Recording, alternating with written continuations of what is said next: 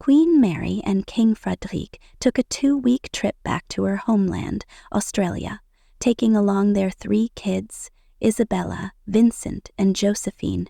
Formally, it was just a harmless family vacation scheduled during the school break for the youngest members of the royal family. Mary got to enjoy some quality time with her relatives, including her sister Jane, who works in the pharmaceutical industry, and she even managed to get a break from her royal duties. Meanwhile, King Frederik soon returned to Denmark because he wanted to be present at some important official events. At the same time, he gave their eldest son, Prince Christian, a chance to act as regent. For the heir to the throne, this temporary leadership is a unique experience. He's just a bit over 18, but he's already getting involved in all the intricacies of state affairs, ready to represent the crown whenever needed, while his parents are abroad. The king explains this practice in his book Kongjord, insisting that a monarch and their family need to balance serving the country with taking care of their own well-being. According to Frederik, without these regular breaks, it's nearly impossible to maintain mental clarity and emotional balance, which inevitably affects how well one performs their duties. He preaches the same approach for Mary.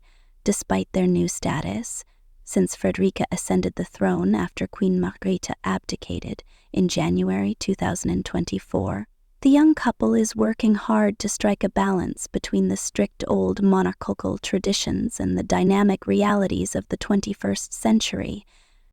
Queen Mary returned to Copenhagen on Thursday, and by Monday she and Frederik were already taking part in an important ceremony. The couple showed up at Holmen Lutheran Church, right in the heart of the capital.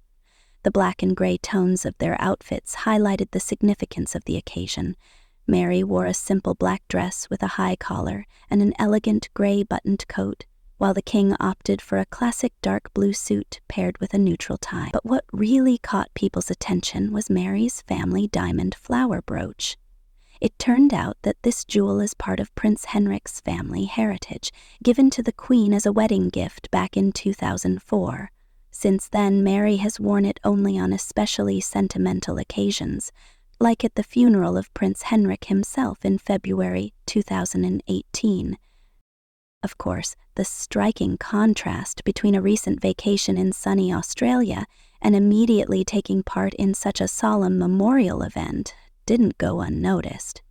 Even though his trip to Australia was short, the king returned to Denmark a bit earlier so he could handle pressing matters and conduct a series of scheduled audiences and receptions. This royal duo has already stated that they intend to set an example of family governance, where responsibilities are clearly divided, and every family member is ready to represent the crown when needed. For instance, Prince Christian is now taking on increasingly important tasks, especially after coming back from a year of volunteer holidays in Africa. Recently, he started training in a military unit of the Guard Hussars and is undergoing practical training at the Anforskov barracks located in Slagelse. His goal is not only to gain military experience but also to broaden his understanding of how government institutions operate. His parents believe that this practice will toughen him up and help him better understand his future role. Frederik, on his part, is far from idle. Whether he's speaking at various public forums or supporting his wife's initiatives, he's determined to show that monarchy isn't a relic of the past, but an important part of a system that can help society and unite people during challenging times. The king always makes it a point to stay on top of current issues, support educational and cultural projects, and actively cooperate with other European courts, strengthening international ties. Unlike many of his predecessors, he doesn't shy away from the press and often gives interviews where he emphasizes that the future of the Danish crown depends on how finely attuned monarchs are to societal changes. So, at the beginning of 2024, Denmark was practically in for a sort of restart of its monarchy. Queen Margrethe passed on decades of experience and wisdom to the crown, and in return, Frederik and Mary brought in a more flexible and open style of leadership.